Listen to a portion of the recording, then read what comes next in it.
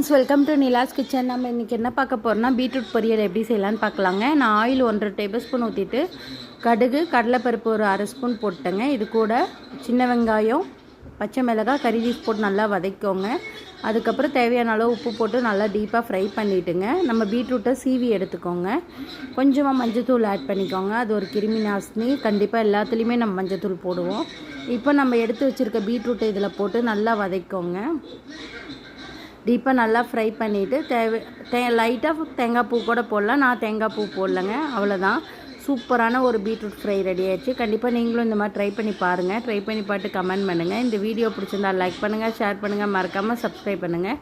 இந்த video Instagram பேஜையும் Facebook பேஜையும் ஃபாலோ பண்ணிக்கோங்க. தேங்க்யூ ஸோ மச் ஃபார் வாட்சிங். பாய். ஒரு அருமையான ஒரு பீட்ரூட் ஃப்ரை ரெடிங்க. தேங்க்யூ ஸோ மச் ஃபார் வாட்சிங். பாய்.